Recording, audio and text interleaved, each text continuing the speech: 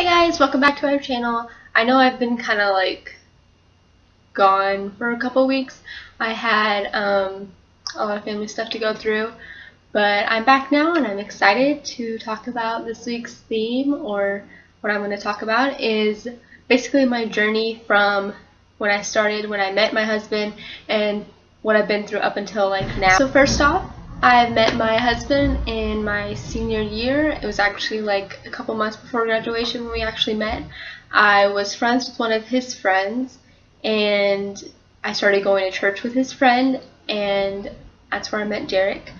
And we clicked instantly. I mean, we were just easy. It was easy for us to talk to each other, and it was just a very natural feel between us. And we were friends for a little while, and then we started hanging out, and it didn't take us long for us to start dating. I think it was like a couple months before he actually went to boot camp. I think we were dating for like 2.5, maybe 3 months when he left for boot camp, which was really hard because you're going through that stage of trying to still get to know each other, learning more about one another, and it was definitely hard for him to leave in the middle of that because we didn't have really communication besides writing letters to each other.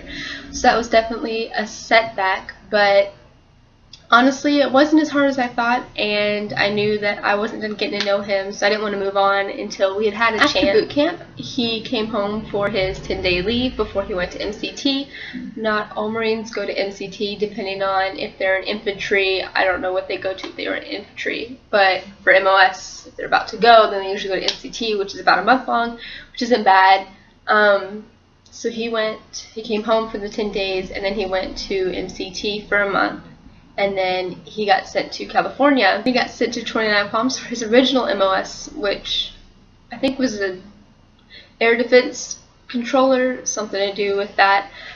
I don't really remember. And then his class was like slow. They didn't have enough people to start a class yet. So he was just basically waiting around doing like nothing. And so while he was waiting around doing nothing, we figured he'd try to get RA to come home for lunch, which is his recruiter's assistants, and he put in for that, and so he got approved for that, and he came home. It was around Christmas time, actually, Christmas and New Year's, that he came home, which was really great, and that he got to be with everybody, his family, and with my family for Christmas. So after that, he went back to 29 Palms for his MOS school, and all of a sudden, I guess they had like an overflow of students where before they had not enough, and then they had too many. So they were like telling people that if you had like a good enough score or whatever, then you could change your MOS if you wanted to. So Derek put in to change his MOS because it wasn't really what he wanted. So this time he got to pick what he wanted, which was chemical, biological, radiological, nuclear specialist. So then he got sent to Missouri, which was a lot closer to me. It was only 8 hours away. But actually right before MOS school started was when we got married. And I wanted to get married before MOS because I wanted to make sure that once we got married and he was getting stationed somewhere, I was able to go with him because they get stationed for 2 years usually.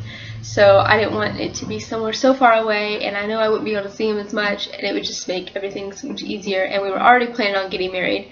It was just months before that we thought.